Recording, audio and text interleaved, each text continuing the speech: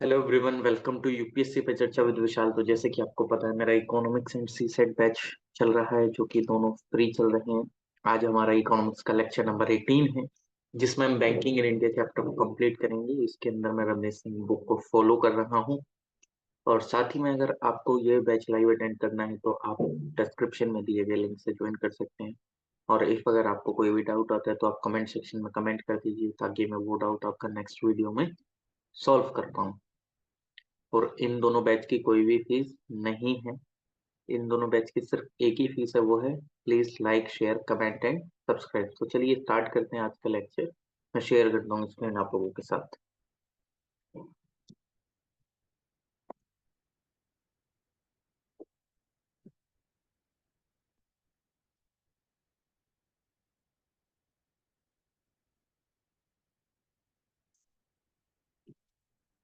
Basically कल मैंने आपको बैंक बता दिया था, इम्पोर्टेंस क्या है बैंक का। ठीक है, मैं उसमें अब बताने जा रहा हूँ कि उन बैंक को रेगुलेट कौन करता है। एक तरीके से इम्पोर्टेंस वगैरह की हमने बात कर दी थी। अब एक्चुअल में जब इतना सारा पैसा, इफ अगर इतना ज्यादा पैसा बैंकों के पास आ रहा है और बैंक को रेगुलेट करने के लिए कोई एक चीज चाहिए, ठीक है, तो उनके ऊपर कौन है? Reserve bank of India. Reserve bank of India एक सेंट्रल बैंकिंग बॉडी है, जो कि जितनी भी ऑल ओवर इंडिया बैंक्स हैं उन सबको रेगुलेट करती है। ये जो रिजर्व बैंक ऑफ इंडिया थी, ये सेटअप हुई थी 1 अप्रैल, 1 अप्रैल। राइटिंग पे ध्यान मत देना, मैं पहले से ही स्टार्टिंग से बोलता हूँ, क्योंकि मैं ये मोबाइल पे टाइप करता हूँ तो थोड़ा सा टाइपिंग का इशू आ जाता है। तो 1 अप्रैल 1935 में ये क्या हुई थी? ये सेटअप हुई थी। क्या? Reserve bank of India. किस के थ्रू, कौन से एक्ट के थ्रू? इसके लिए एक एक्ट आया था, आरबीआई एक्ट 1934। आरबीआई एक्ट 1934 आया था, और तब जाके ये बैंक सेटअप हुई थी। और ये कहाँ सेटअप हुई थी? सर, ये सबसे पहले ये जो थी, ये बनी थी कहाँ? कोलकाता में, कलकत्ता। ठीक है, पूछ लिया जाता है कभी कभी पीसीएस वगैरह में। ये सबसे पहले जो थी कलकत्ता में। और फिर उसके बाद ये कहाँ शिफ्ट हुई थी? बॉम्बे में शिफ्ट हो गई है। अभी आपको पता है बॉम्बे में, ये बॉम्बे में कब शिफ्ट हुई थी? 1937 के अंदर में ये बॉम्बे में शिफ्ट हो गई थी। ठीक, तो इस छोटी सी चीज का ध्यान रखना। ये बेसिकली क्या करता है, और ये रेगुलेट करता है। इससे रिलेटेड यूपीएससी में क्वेश्चन आ चुका है, बैंकर्स ऑफ बैंक करके। इस तरीके से मैं आपको स्टेटमेंट भी बताऊंगा, बट अभी नहीं, बाद में, कि वो जो क्वेश्चन आया था। अब क्या होता है कि इसका भी नेशनलाइजेशन होता है। नेशनलाइजेशन यानी कि इसको गवर्नमेंट के अंडर में ले लिया जाता है, यानी कि राष्ट्रीयकरण जिसको बोलते हैं। इंडिया में इस मतलब इसका जो नेशनलाइजेशन है वो कब हुआ था? 1949 में। अब ये गवर्नमेंटेड हो गई है, एक तरीके से ये नेशनलाइज हो गई है। ओके। इसमें जो रिक्रूट होंगे वो कौन होते हैं? जस्ट लाइक जैसे अभी कौन रिक्रूट हुए हैं, मेंशन करिएगा कमेंट सेक्शन में।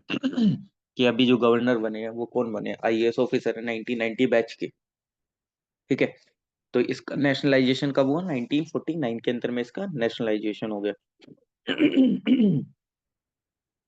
अब नेशनलाइजेशन के बाद ये बैंक ना रह के एक तरीके से रेगुलेटिंग बॉडी बन गई थी।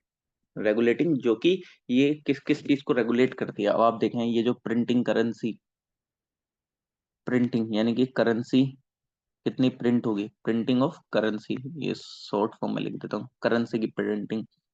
उसके अलावा जो रेट्स होते हैं, मतलब जस्ट लाइक जैसे आपको बैंक लोन देती है, इंटरेस्ट रेट है उसका ऐसे। लेकिन वो इंटरेस्ट रेट अपने अनुसार तो नहीं तय कर सकती ना, वो चाहे तो वो बहुत कम पे दे दे पैसा। मान लीजिए कि कल को एचडीएफसी बैंक है, पीएनबी बैंक है, ये सब। अब एचडीएफसी बैंक कल को सारे कस्टमर्स अपनी तरफ करने के लिए लोन का रेट बहुत कम कर देती है। या मान लीजिए कि पीएनबी बैंक सारा लोन सिर्फ उनको दे रही है जो बिजनेसमैन है, जो एक कॉमन पीपल है उनको दे ही नहीं रही है। तो वो सारी चीजों को कौन रेगुलेट करेगा? इंटरेस्ट रेट वगैरह, ये सारी चीजें, कि किनको कितना लोन भी जाना चाहिए। आपने कंसेप्ट भी सुना होगा ना, प्रायोरिटी सेक्टर लैंडिंग करके 40% लोन उनको जाना चाहिए। ठीक है, वरना ये बैंक तो क्या करेंगे, अपने पास रिटर्न लाने के लिए सिर्फ बिजनेसमैन को लोन देंगे। ठीक, तो ये सारी चीजों को कौन रेगुलेट करता है? आरबीआई। आरबीआई भी अपने रेट्स के थ्रू, जैसे रेपो रेट वगैरह आते हैं इन सबके, वो अभी हम समझेंगे भी कि किस तरीके से क्या चीज होती है। उसके अलावा ये क्या करता है? ये फॉरेन एक्सचेंज, जो फॉरेन रिजर्व होता है, फॉरेन उसको भी ये क्या करता है, रेगुलेट करता है। फॉरेन रिजर्व या फॉरेन एक्सचेंज को भी ये क्या करता है, मैनेज करता है। एक्सचेंज स्पेलिंग, फॉरेन एक्सचेंज को भी ये क्या करता है, मेंटेन करता है। इसके अलावा इसका क्या फंक्शन है, ये banker of the government and bank कहलाता है। ये बैंकर ऑफ द बैंकर, ये क्वेश्चन भी आता है, ध्यान रखना यूपीएससी में, banker of the government, GOB and bank कहलाता है ये। यानी कि ये इनको जरूरत पड़ने पे पैसा भी देता है एक तरीके से। जैसे गवर्नमेंट को वेज एंड मींस एडवांसेस के थ्रू ये पैसा देता है। वो सारी चीजें अभी आगे पढ़ेंगे डिटेल में वैसे तो, लेकिन अभी इसका वर्क क्या है पहले ये तो देख लेना हम, कि वर्क क्या है क्या नहीं है। और अगर आप देखें, कुछ डेवलपमेंटल रोल भी ये प्ले करता है। किन में, ये जो अदर अदर ऑर्गेनाइजेशन है, डेवलपमेंटल फंक्शंस प्ले करता है। Developmental developmental functions developmental functions play करता है। जैसे जस्ट लाइक आपके नाबार्ड हो गया, नेशनल हाउसिंग बैंक हो गया, इन जितनी भी ऑर्गेनाइजेशन है उन सब में एक अपना ही रोल भी प्ले करता है। जस्ट लाइक जैसे रिकमेंडेशन दे दिया कुछ, या कुछ भी ऐसा, ठीक। तो ये कुछ इसका एक इम्पोर्टेंट वर्क है। मॉनेटरी पॉलिसी, मॉनेटरी पॉलिसी बनाता है। देखो मॉनेटरी पॉलिसी का मतलब ये जो बैंक से रिलेटेड कोई भी पॉलिसी बनती है वो कौन बनाता है, आरबीआई, ठीक है। फिस्कल पॉलिसी यानी कि जो कोई भी गवर्नमेंट जो भी पॉलिसी गवर्नमेंट बनाती है कि उसको किस तरीके से अपना बजट वगैरह ये सारी चीजें लेके चलना है। मॉनेटरी यानी कि ये जो आरबीआई बना रही है कि किस तरीके से उसको रेपो रेट लेके चलना है, रिवर्स रेपो रेट लेके चलना है, सीआरआर कितना होना चाहिए, एसएलआर कितना होना चाहिए, ये सारी चीजें। तो वो जो बैंकिंग करते हैं तो मॉनेटरी पॉलिसी तो यही बनाता है ना। इनकी एक मीटिंग भी होती है, वो मीटिंग भी हम देखेंगे कि कौन कौन मेंबर होते हैं, कौन कौन नहीं होते हैं। चलिए, अब इस आरबीआई के अंदर में कितने लोग होते हैं कितने नहीं होते हैं वो मैं आपको बता देता हूँ, कितने पर्सन कितने ऑफिशियल्स होते हैं। तो आरबीआई के अंदर में अगर आप देखेंगे, आरबीआई के अंदर में आपको एक गवर्नर देखने को मिलते हैं आरबीआई के। आरबीआई के एक गवर्नर होंगे।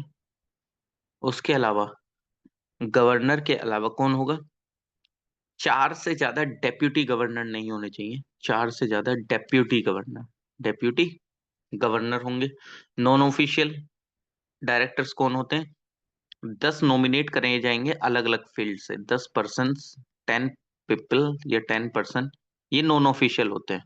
ये दोनों ऑफिस, ये जो है पोस्ट ये ऑफिशियल।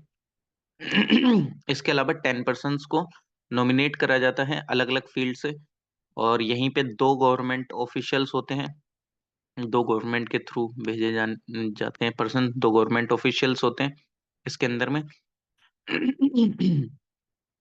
ओके, तो इस चीज को आप ध्यान रखना। चलिए, और इसके अंदर में चार डायरेक्टर भी होते हैं जो कि हर एक अलग अलग लोकल बोर्ड से आता है। जस्ट लाइक जैसे जो ये इसके सब ऑफिस है, किसके, आरबीआई के सब ऑफिस हैं। जैसे दिल्ली में है सब ऑफिस एक, दिल्ली में अगर आप देखेंगे तो दिल्ली में आपको ये इधर पटेल चौक पड़ता है, उधर साइड में आपको देखने को मिल जाता है इसका हेड ऑफिस दिल्ली में। तो एक तो इसकी एक जो ब्रांच, मतलब ब्रांच क्या है इसके जो सब ऑफिस हैं, एक दिल्ली के अंदर में है, एक कोलकाता के अंदर में है, कैसे कोलकाता, फिर उसके अलावा चेन्नई में है, चेन्नई के अंदर है, मुंबई में तो है, यानी कि चार ऑफिसेस हैं इसके, किसके, आरबीआई के, दिल्ली कोलकाता चेन्नई मुंबई। तो यहाँ से भी हर एक मतलब इन चारों ऑर्गेनाइजेशन से एक एक डायरेक्टर होता है, ठीक। तो ये चीज आप ध्यान रख लीजिएगा। ओके। चलिए नेक्स्ट मूव करते हैं।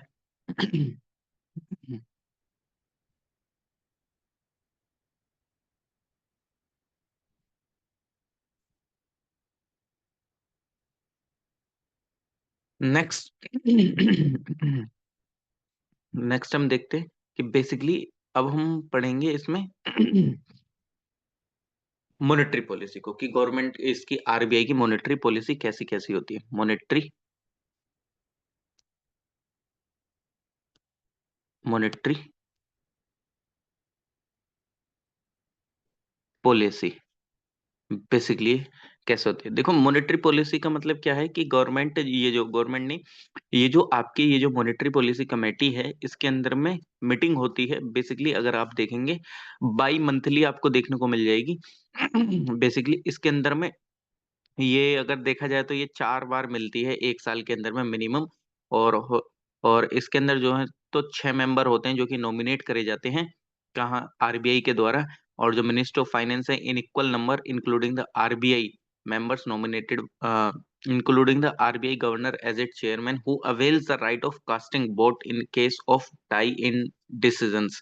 इनकी कुल मिला के आपका जो आरबीआई का गवर्नर होता है वो भी इसमें मेंबर होता है, लेकिन वो तब तक वोट नहीं करते हैं जब तक टाई ना हो जाए किसी एक डिसीजन को लेके। इफ अगर टाई हो रहा है डिसीजन को लेके तो वो अपना एक एज अ वोट वो अपना मतलब दे सकते हैं, जिस टाइम पे मॉनेटरी पॉलिसी कमेटी मीट कर रही है, मीटिंग कर रही है। ओके। यानी कि 6 आरबीआई से होंगे और फिर गवर्नमेंट के होंगे 6, एक तरीके से। ओके। अब यहाँ पे क्या होता है, मॉनेटरी पॉलिसी के टाइप्स होते हैं कि मॉनेटरी पॉलिसी किस हिसाब से बनाई जाती है। Monetary policy in the sense कि जस्ट लाइक जैसे रेगुलेट करने के लिए मनी सप्लाई को मार्केट में रेगुलेट करने के लिए कि मार्केट में कितना पैसा होना चाहिए, किस हिसाब से कितना रेट चलना चाहिए, कैसे नहीं। तो इन्होंने 4 यानी कि 4 टाइप्स में आपको ये रेट देखने, मतलब 4 टाइप्स में मॉनेटरी पॉलिसी आपको देखने को मिलती है। सबसे फर्स्ट जो है इसका टाइप मॉनेटरी पॉलिसी का, वो क्या है? Neutral stance. Neutral stance. Neutral stance. Neutral stance इसका मतलब क्या होता है? इंटरेस्ट रेट या तो ऊपर जाएगा या नीचे जाएगा। सबसे फर्स्ट जो है क्या है कि इसके अंदर वो डिसाइड करेंगे या तो इंटरेस्ट रेट को हाई करना होगा। इंटरेस्ट रेट को, ये ध्यान रख लेना, ये नाम थोड़े से कई बार दे देता है, अब आपको समझना है। वो बोल देंगे neutral stance is related to, ठीक है? तो आपको पता होना चाहिए इसके अंदर में या तो वो किसी भी एक इंटरेस्ट रेट को हाई करेंगे या डाउन करेंगे, या तो अपवर्ड जाएगा या डाउनवर्ड जाएगा। ओके। सेकंड सेकंड जो इनका टाइप है इसी का, मॉनेटरी पॉलिसी के स्टांस का, कि ये इसके अंदर में क्या-क्या चीजें, ये क्या-क्या डिसीजन लेते हैं, ये क्या-क्या डिसीजन ले सकते हैं। Second, calibrated tightening. Calibrated calibrated calibrated tightening. Calibrated tightening इसका मतलब क्या है? रेट जो है इसके अंदर में सिर्फ ऊपर जाएगा, इसके अंदर में आप नीचे नहीं रेट लेके आते हैं। मतलब कुल मिला के ऐसे समझ लीजिए, जिस टाइम पे मार्केट में आपको लग रहा है कि इंटरेस्ट रेट बढ़ाने की ज़रूरत है, अब मार्केट में कैसे देख के लगता है कि मार्केट में इंटरेस्ट रेट बढ़ाने की ज़रूरत है, वो हल्का-सा इस मॉनेटरी पॉलिसी के बाद जैसे ही हम रेपो रेट या सीआरआर, एसएलआर पढ़ेंगे तो तब आपको समझ में आ जाएगा कि कौन-सी पॉलिसी अपनानी चाहिए, ठीक है? तो इस सिनेरियो में जिस टाइम पे मार्केट में इंटरेस्ट रेट को बढ़ाने की ज़रूरत है, तो उस टाइम पे जो मॉनेटरी पॉलिसी वो कौन-सी पॉलिसी लेके आएगी? Calibrated tightening. कैलिब्रेटेड टाइटनिंग का मतलब क्या है कि इंटरेस्ट रेट ऊपर जाएगा। इंटरेस्ट रेट, ये कब आपको मतलब किस टाइम पे आपको ये ध्यान आएँगे? जिस टाइम पे अभी आप रिवर्स रेपो ये सारी चीज़ें पढ़ेंगे, जब आपको पता चलेगा कि मार्केट में अगर इंटरेस्ट रेट बढ़ाना है, तो मॉनेटरी पॉलिसी को कौन-सा स्टांस लेना चाहिए? सिर्फ कैलिब्रेटेड टाइटनिंग, ठीक है? सेकंड, तीसरा स्टांस क्या होता है कि जो मॉनेटरी पॉलिसी लेती है, तीसरा स्टांस है एकोमोडेटिव स्टांस। एकोमोडेटिव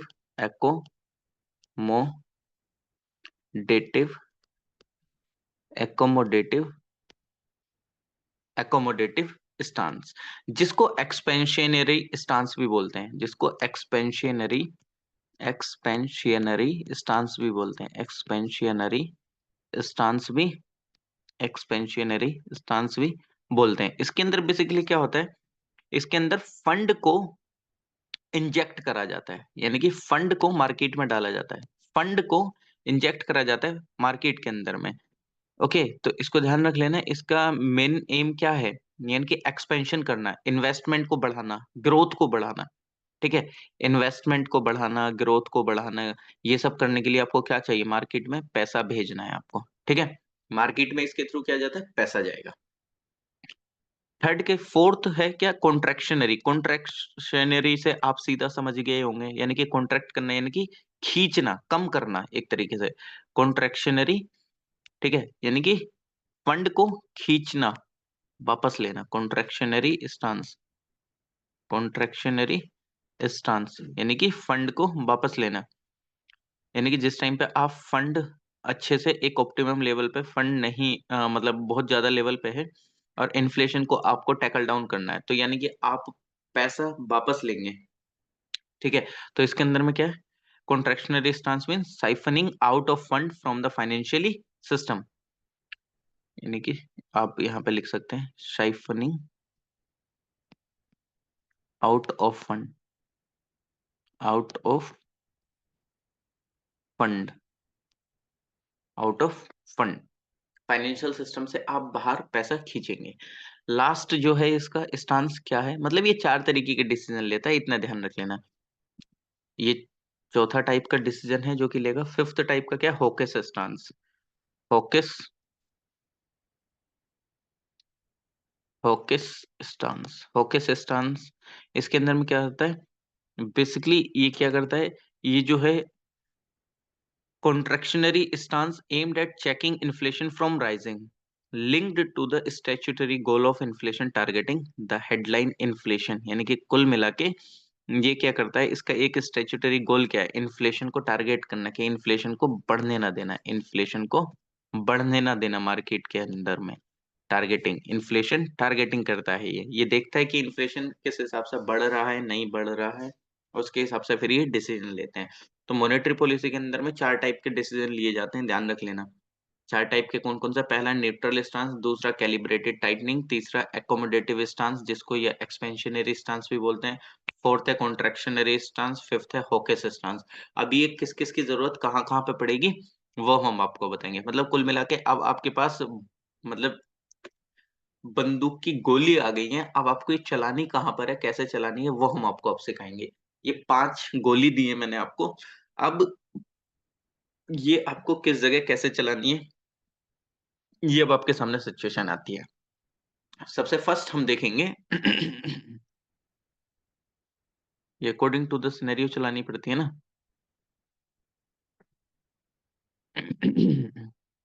सबसे फर्स्ट है सीआरआर, सीआरआर,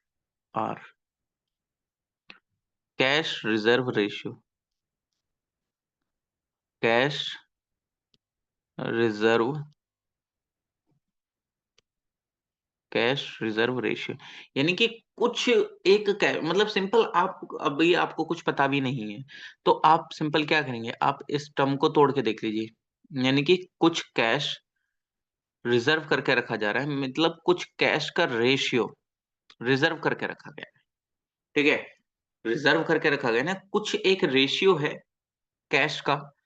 यानी कि ये सिंपल सा इस क्वेश्चन के इस फुल फॉर्म में ही डिफाइंड है कि हमें सिर्फ कैश रखना है, वरना अगर कुछ और भी चीज होती तो इसमें इसका नाम कैश नहीं होता। यानी कि सिर्फ कैश रखना है, कि कैश में पैसा रखना है। रिजर्व रेशियो यानी कि कुछ रेशियो में कैश को आपको रिजर्व करके रखना है। लेकिन अब रखना क्यों है, कैसे रखना है, वो हम देख लेते हैं, ठीक है? रखना क्यों है, कैसे रखना है, तो वो हम देख लेते हैं। कैश रिजर्व रेशियो मीन्स क्या होता है, कि जस्ट लाइक कि मान लीजिए, कि मान लेते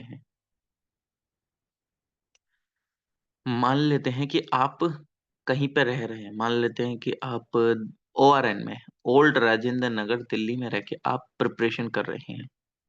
आपके पेरेंट्स आपको मंथली 10,000 रुपीज दे रहे हैं, जबकि हालांकि 10,000 पता भी नहीं चलेंगे ओआरएन में कितने कहाँ गए। 20 के 20,000 भेजते हैं आपको।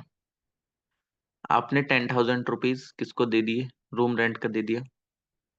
4,000 आपने फूड का दे दिया, ठीक है? उसके बाद आपके पास 6,000 बचे, आपने 2,000 रुपीज के कुछ बुक्स या ये सब ले लिया।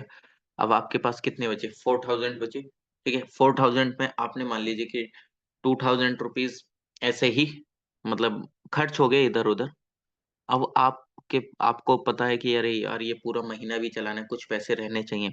तो आपने 1 के अपने पास एज़ अ रिज़र्व रख लिए और 1 के डेली एक्सपेंस के लिए रख लिया। ये रिज़र्व करके रख लिया। ये रिज़र्व करके रख लिया ना, कितने? 10 और 4 14, 16, 18, 19। लेकिन वो जो 1 के था वो और 1 के आपने डेली एक्सपेंसेस के लिए निकाल लिया। ठीक है? कि ये 1 के तो आपने अलग से अपना सुरक्षित करके रख दिए। 19 के हो गए, लेकिन वो जो 1 के हो रहे हैं उससे आप अपना डेली एक्सपेंस कर रहे हैं, कोई दिक्कत नहीं है। ये आपने रिज़र्व करके इसलिए रखा कि अगर सर कल को मेरे पास कोई भी दिक्कत आ जाती है, मेरे पास पैसे नहीं होते, मेरे को मेडिकल इमरजेंसी आ जाती है, या मेरे को मेरी कोई तबीयत वगैरह भी खराब हो जाती है, तो मैं ये 1000 रुपीज का इस्तेमाल करके अपने लिए मेडिसिन ले आऊंगा। ठीक है, मैं 1000 रुपीज का इस्तेमाल करके अपने लिए मेडिसिन ले आऊंगा, मेडिसिन ले आऊंगा, और फिर मेरे लिए वो सही रहेगा, मेरे को किसी से उधारी लेने की जरूरत नहीं पड़ेगी, मेरे को कुछ नहीं करना पड़ेगा। ठीक, मान लीजिए कि उस टाइम पे घर पे पैसे नहीं हुए, है कि नहीं, मिडिल क्लास फैमिली की अगर बात करी जाए, तो ऐसा नहीं है कि हमेशा हर एक चीज आपको एकदम से अवेलेबल हो जाएगी। मान लीजिए कि नहीं हुए, तो तब क्या करेंगे? तो तब ये जो आपके 1000 रुपए आपके पास रखे हैं, तो आप इसका इस्तेमाल कर लेंगे। लेकिन आपको लग रहा है कि अरे यार, ये 1000 मेरे पास रहेंगे तो मेरे से उठ जाएंगे। कई बार क्या होता है ना, जब हम रिजर्व करके रख देते हैं तो हमारे ध्यान में रहता है। आपने क्या करा, आपकी वहीं पे सिस्टर भी रहती है, आपने क्या करा कि अपनी सिस्टर के पास रख दिया कि तुम एक काम करो, ये 1000 रुपये मेरे पास है, तुम इनको अपने पास ही रख लो, मेरे से तो ये खर्च हो जाएंगे। तो आपने वो 1000 रुपये अपने पास न रख के अपनी सिस्टर को दे दिए, क्योंकि आपको लग रहा था मेरे पास रहेंगे तो दिक्कत हो जाएगी। अब जिस दिन आपके पास पैसे खत्म हो जाएंगे और जब भी आपको जरूरत पड़ेगी, आप अपने सिस्टर के पास जाएंगे, आप वो जाके पैसे ले लेंगे। या आपकी सिस्टर को पता लग गया किसी दिन कि हाँ ठीक है, इसके पास पैसे नहीं है, इसके ने 1000 रुपये मेरे को दिए थे, कि मैं इसके वो पैसे इसको दे देती हूँ, लौटा देती हूँ, तो तब वो पैसे आपके काम आ जाएंगे। तो सर इस तरीके का कुछ एक रेट यहाँ पे भी है क्या नहीं? अब यहाँ पे आप देखो, 20,000 का 1 के कितने परसेंट है? 1 के कितने परसेंट है? 5%, है कि नहीं? 20,000 का कितने परसेंट है? 5% है। तो यानी कि यहाँ पे आपने कितना रखा? आपने 5% डिसाइड कर लिया। क्यों डिसाइड करा? क्योंकि आपने हर एक चीज कैलकुलेट करी। कैलकुलेट क्या करी कि 10,000 रुपए उसको दिए, इतने उसको दिए, उसको इतने दिए। तो आपने कैलकुलेट क्या कर लिया कि मेरे को पर मंथ 5% अपना रखना है अलग से साइड में। लेकिन कैलकुलेट किस बेसिस पे हुआ? जितना आपने अपना सारा खर्च निकाल दिया, जितना भी आपका खर्च एक तरीके से था, उसको आपने निकाल दिया, उसके बाद जो आपके पास बचा।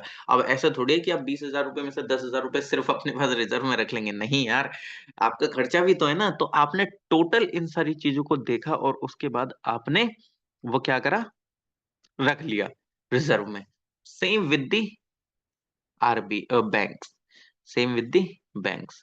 चलो नेक्स्ट पेज पे समझाते हैं, यहीं पे नहीं समझेंगे, यहाँ पे भी लिख दे देता हूँ ऊपर, CRR। ठीक है, अब यहाँ पे क्या होता है अब same with the bank. Bank के साथ क्या होता है सर? बैंक के साथ ये सिनेरियो है, यार बैंक के भी पास काफी सारी दिन की दिनचर्या होती है, यानी कि दिन की एक्टिविटीज होती हैं, उनमें उसके तमाम पैसे इधर उधर होते हैं, जिसको यानी कि बैंक को बोला गया आरबीआई के द्वारा, आरबीआई फिक्स करेगा कि उसको कितने परसेंट रखना है, कितने परसेंट नहीं रखना है। ऐसे ये भी नहीं है कि आरबीआई बोल दे कि इतने परसेंट रखना है, ये वो। आरबीआई भी हर एक चीज देख के बोलता है ना। आरबीआई ने बैंक्स को बोला कि आपको कुछ परसेंट, यानी कि जस्ट लाइक जैसे अभी 4.5% के आसपास चल रहा है मेरे हिसाब से, 4.5% के हिसाब से, यानी कि आपको अपना 4.5% मेरे पास रिजर्व करके रखना है। अब आप बोलेंगे कि सर ये 4.5% कितने का, मतलब जैसे कि आपने अभी पीछे बताया कि 20,000 का 5%, 1,000 रुपीज वो अपने पास रखेगा। लेकिन बैंक को अगर 4.5% रखना है, तो वो किस अमाउंट का रखना पड़ेगा? यानी कि टोटल ऐसा कुछ तो एक क्वांटिटी होगी ना। देखिए वो क्या है, मैंने जो आपको 5% बताया था पीछे, उसमें क्या था, वो अपना सारा खर्चा निकाल के जो बच रहा था 1,000 रुपए, वो कितना था, 5% बच रहा था उसके पास। ठीक है, अब वो बैंक के भी तो डेली की एक्टिविटीज होती हैं, तो यानी कि बैंक अपना जो खर्चा निकालेगी किसमें से? सर एनडीटीएल जिसको बोल देते हैं। अब ये एनडीटीएल क्या है? एनडीटीएल क्या आ गया सर? एनडीटीएल का मतलब net demand and time liabilities. Net demand and time liabilities, basically ये क्या है? लाइबिलिटीज। एक सेकंड, माइक ऑफ कर लीजिए।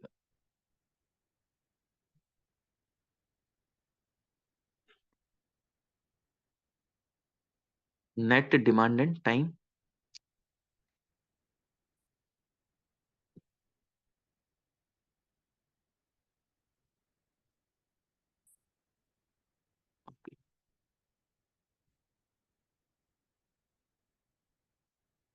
Net demand and time liabilities, इसका मतलब क्या होता है? लायबिलिटीज।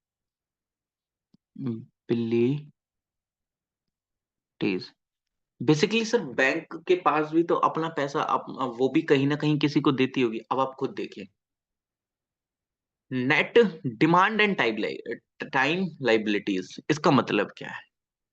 सर जब मेरे पास 20,000 आ रहे थे, 10,000 रेंट का दे रहा था, इतना इसका खाने का, इतना इधर उधर दे के जो एट लास्ट मेरे पे बच रहा था, सेम बैंक। सर बैंक में आप एफडी करते हैं, लाइबिलिटीज का मतलब क्या है कि जो कि उसको रिटर्न करनी है, वो उसके लिए एज एसेट नहीं है। एसेट और लाइबिलिटीज में मैंने आपको डिफरेंस बताया था ना, एक अगर ओवरव्यू देखा जाए तो एसेट यानी कि जो कि आपको कुछ रिटर्न कर रहा है, लाइबिलिटीज यानी कि जस्ट लाइक जो कि उससे आपको फायदा नहीं हो रहा है कुछ भी एज सच। ठीक है।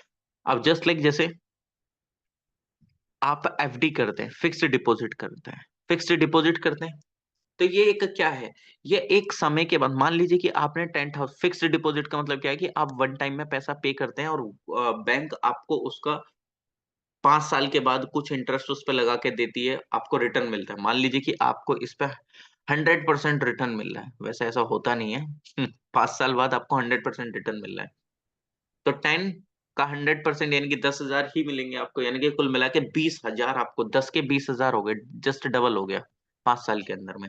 तो इस तरीके के एफडीज काफी लोगों ने कर रही रखी होंगी।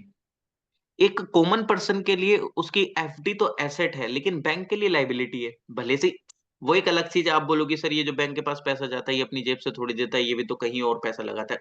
अरे एट लास्ट वो आपको पैसा रिटर्न करेगा ना, भले से वो उसको कितना फायदा कर रहा है कितना नहीं कर रहा है, वो एक उसके लिए लाइबिलिटी है ना, क्योंकि उसको तो वो रिटर्न करना है।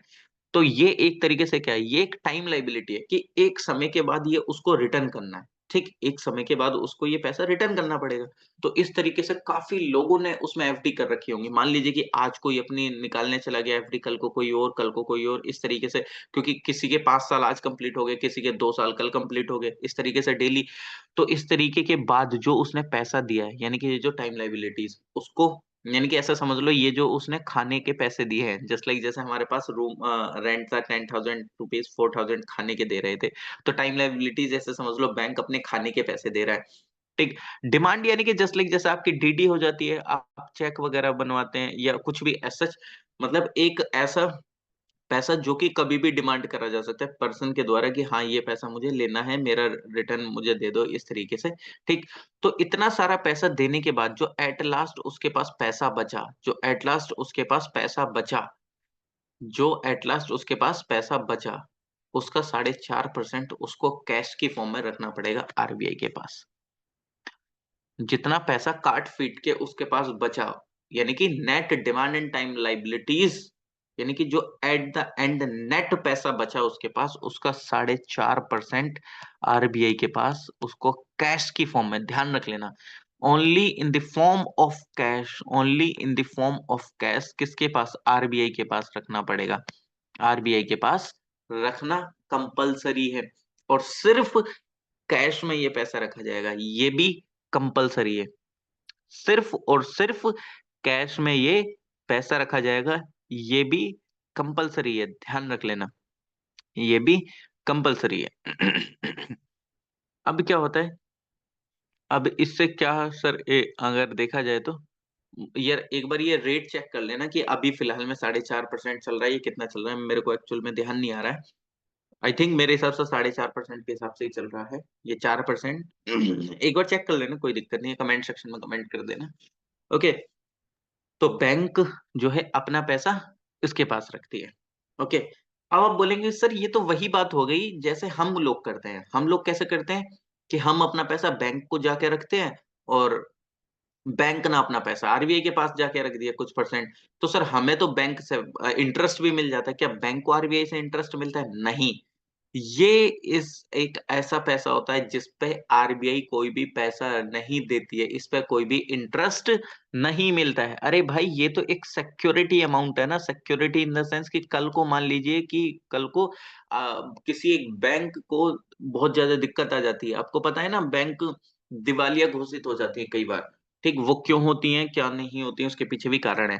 तो सबसे पहले ये समझ लो कि बैंक को इस कैश पर आरबीआई के पास रखने से कोई भी इंटरेस्ट नहीं मिलता है।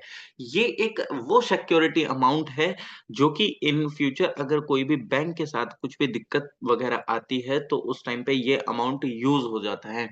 ठीक, जस्ट लाइक आप देखते हैं कि प्रॉम्प्ट करेक्टिव मेजर्स के थ्रू जिस टाइम पे बैंक कोई भी दिवालिया घोषित हो जाती है तो उस टाइम पे आरबीआई उस बैंक को अपने अंडर में लेता है, फिर उसका सारी चीजें करते रहता है।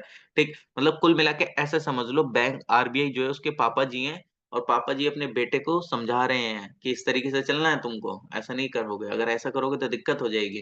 तो यानी कि ये एक मार्गदर्शन है, आरबीआई के अंडर में सारी चीजें चलेंगी। ठीक है, तो यानी कि वो एक सिक्योरिटी अमाउंट जो कि इन फ्यूचर जिस टाइम पे कुछ भी एज सच मतलब एक इमरजेंसी टाइप ऑफ सिचुएशन आती है या कोई भी बैंक दिवालिया टाइप घोषित होने वाली हो, उस टाइम पे इस अमाउंट का वो यूज कर लेगा, बट इस पे कोई भी इंटरेस्ट रेट नहीं मिलेगा।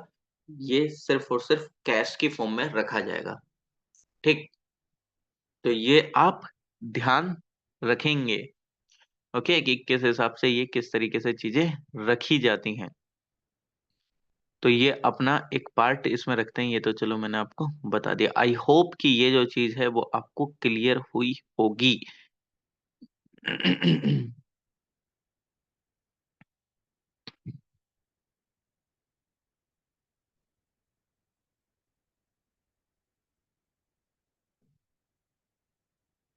चलिए नेक्स्ट। अभी यहाँ पे आप लोग मेरे को एक क्वेश्चन बताना, क्या सर ये आरबीआई के पास रखने जाती है पैसे या बैंक अपने पास खुद ही रख लेती है कि चलो ये आरबीआई का डिपॉजिट है। जस्ट लाइक जैसे क्या हो रहा था कि मेरे पास जो 1,000 रुपये बच रहे थे वो मैं अपने पास ही रख ले रहा था, लेकिन जब मुझे लगा कि मेरे से खर्च हो जाएंगे तो मैं अपनी सिस्टर को दे आया पैसे कि 1,000 रुपये तुम रख लो। तो ये जो आरबीआई, ये जो बैंक है, ये जो सीआरआर है, ये मुंबई में रखने जाती है, ये खुद मतलब ये अपनी सिस्टर के पास रखने जाती है, जस्ट लाइक जैसे मैंने यहाँ पे रख दिया था। ये अपने पास बैंक खुद रखती है सेल्फ, कि हाँ चलो मैं एक अलग से एक सेपरेट रूम बना देता हूँ, यहाँ पे वो पैसे रख लेता हूँ। बताओ कैसे करती होगी।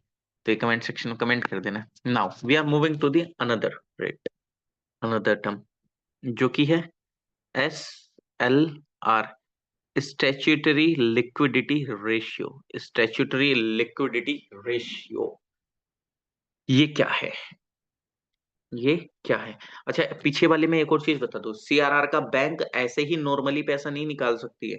ठीक है, वो जो सीआरआर वाला पैसा है वो बैंक अपने डेली फंक्शंस को रेगुलेट करने के लिए नहीं, मतलब मान लीजिए वो कल को ये बोल दे, जैसे मैं अपनी बहन के पास 1,000 रुपए रखा है डिपॉजिट में, बोल दूं 1 घंटे बाद ही यार मेरे को पैसा चाहिए, ऐसा थोड़ी होता रिजर्व का मतलब कि आप मैंने 1,000 रुपए रिजर्व रखा और आप ले लोगे।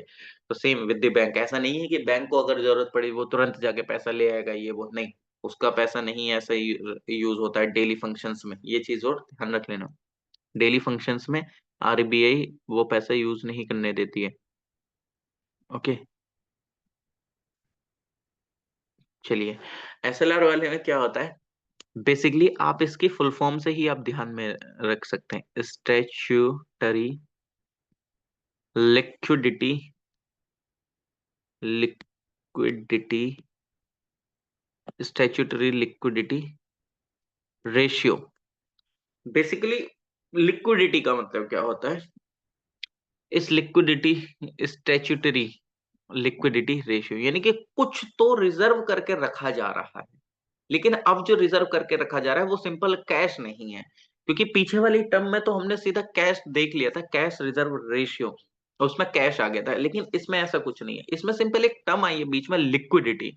यानी कि लिक्विडिटी इन द सेंस कैसे, कि वो एक ऐसा अमाउंट, वो एक ऐसा पैसा जो कि आप कभी भी मार्केट में जाएंगे तो वो आपको इजीली पैसा मिल जाएगा, उस तरीके की कुछ चीजों में रखा गया। अब आप बोलेंगे सर बताओ एक बार थोड़ा सा और इजी वे में बताओ हमें।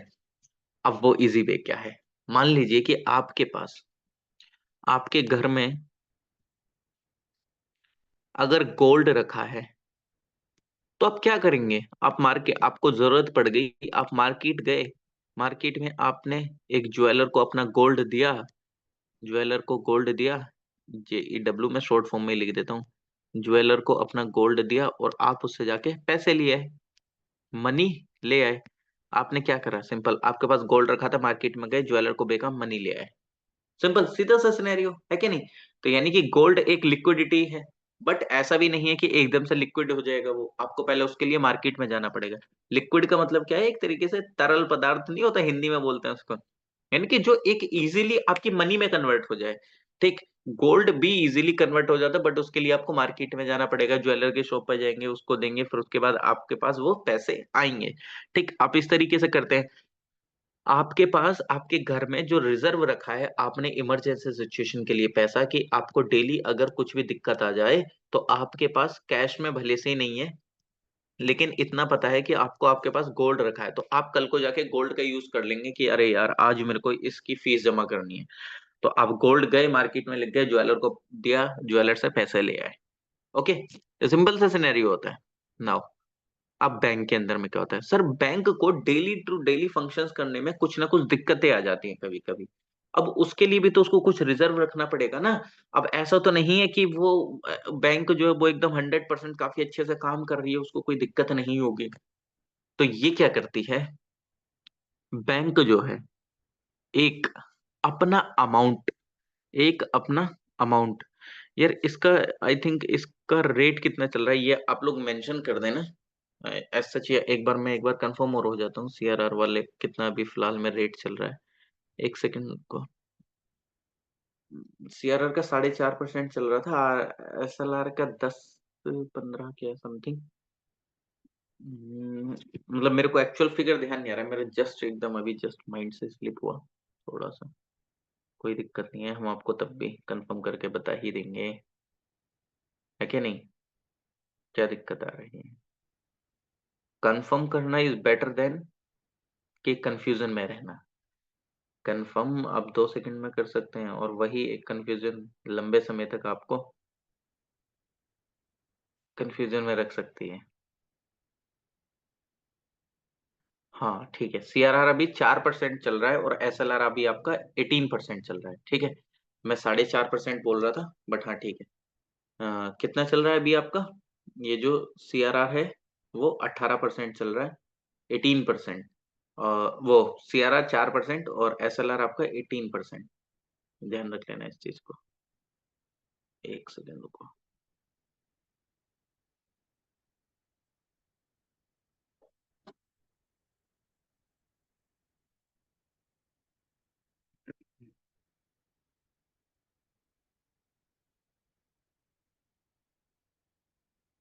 ठीक, तो ये जो एसएलआर है ये 18% चल रहा है, और जो सीआरआर है वो 4%। अरे अरे अरे अरे, भाई लिख जा यार।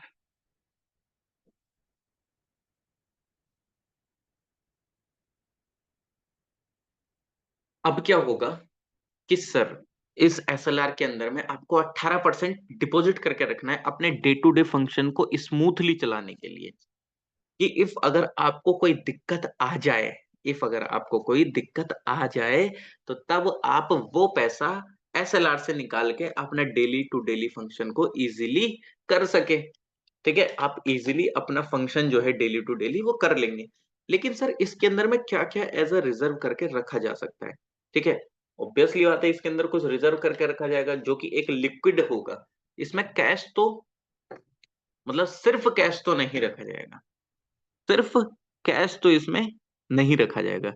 तो इसके अंदर में क्या रखा जाएगा? इसके अंदर में रखा जाएगा आपका, जस्ट लाइक, जैसे गोल्ड हो गया, गोल्ड रख लेते हैं।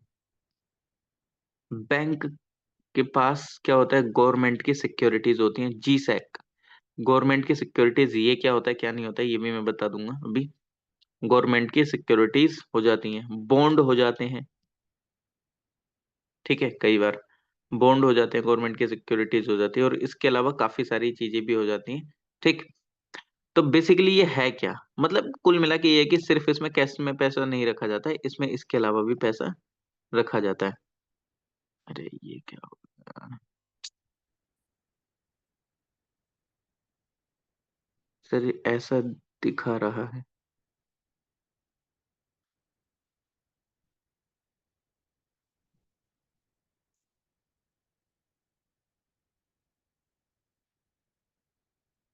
अरे यार,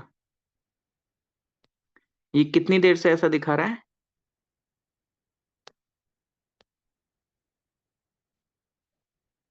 अनुज जी, कितनी देर हो गई इसको ऐसे दिखाते हुए?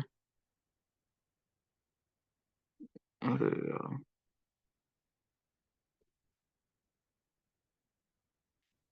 ओके, 10 मिनट हो गए। चलो, कोई नहीं। बट जो मैं बोल रहा था वो तो समझ में आ ही रहा था ना, जो मैं बोल रहा था बेसिकली।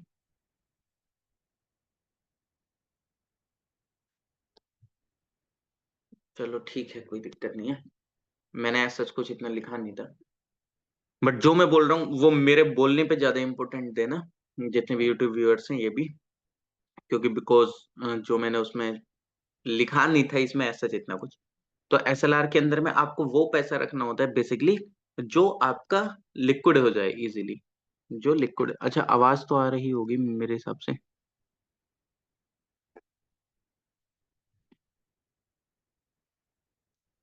चलिए ठीक है। तो अब क्या होगा इसके अंदर में, गवर्नमेंट सिक्योरिटीज, बॉन्ड हो गया, गोल्ड हो गया, ये सारा पैसा बैंक अपने पास रखती है, ताकि वो अपने डेली टू डेली फंक्शंस को काफी अच्छी तरीके से कर पाए। अब मान लीजिए कि सर ये गवर्नमेंट, ये जो गवर्नमेंट सिक्योरिटीज हैं ये कैसे, क्या होता है क्या नहीं। ये गवर्नमेंट सिक्योरिटीज भी वैसे ही हैं। मान लीजिए कि कल को गवर्नमेंट को पैसे की जरूरत पड़ती है, तो गवर्नमेंट के पास कुछ ऐसा तो है नहीं रखने के लिए गिरवी, तो वो अपनी एक, ऐसे समझ लीजिए वो एक अपने एक स्टाम्प पेपर पे अपने, मतलब वो अपना एक बॉन्ड लिख के दे देती है कि मैं आपको इतना पैसा तब जाके रिटर्न करूंगा, आप मेरे को पैसा दे दो। मान लीजिए कि आप अपने रिश्तेदार से किसी से पैसे ले रहे हैं, रिलेटिव से, आपने उसको एक पेपर पे लिख के दे दिया है कि हाँ मैं आपसे 1 लाख रुपए उधार लेता हूँ, मैं आपको 1.5 लाख रुपए रिटर्न करूंगा। ठीक। लेकिन गवर्नमेंट सिक्योरिटी है तो ऑब्वियसली आता है, सबको विश्वास हो जाएगा। तो बैंक क्या करती है, गवर्नमेंट से सिक्योरिटी लेती है और उसको पैसा दे देती है। और गवर्नमेंट की सिक्योरिटी मार्केट में कोई भी लेने के लिए रेडी हो जाएगा। क्यों? क्योंकि ये एक सिक्योर अमाउंट है, ये आपको पैसा वापस मिलेगा, कोई दिक्कत नहीं है। ठीक। तो इस तरीके से क्या है कि वो अपने पास 18% रिजर्व करके पैसा रख 18% रिजर्व करके रखती है पैसा, एनडीटीएल का। एनडीटीएल का 18%, जो कि डेली टू डेली फंक्शंस को करने में हेल्पफुल होता है, इफ अगर कभी भी कोई दिक्कत आ जाए। एनडीटीएल का 18% वो अपने पास रखते हैं। गोल्ड, गवर्नमेंट सिक्योरिटीज, बॉन्ड, इन सब के फॉर्म में। ओके। जिससे कि वो इजीली कन्वर्ट हो जाए, और वो अपना इस पैसे का इस्तेमाल, इफ अगर कोई भी दिक्कत आई है बैंक को, वो उसमें उसको इस्तेमाल कर सके। इस चीज का आपको ध्यान रखना है। ठीक है। चलिए, नेक्स्ट वो हम आपको बताते हैं। इसके अलावा आता है bank rate.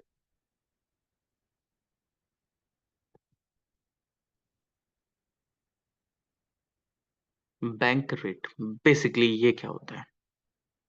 What is this bank rate? Bank rate का मतलब ये वो रेट है जिस पर आरबीआई चार्ज करता है, यानी कि ये एक वो इंटरेस्ट रेट है, ये एक वो इंटरेस्ट रेट है आरबीआई चार्ज करता है लॉन्ग टर्म लेंडिंग्स पे, यानी कि जो भी वो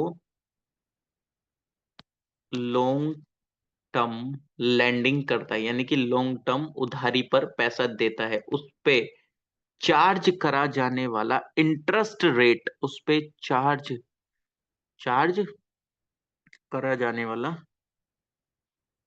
उस पर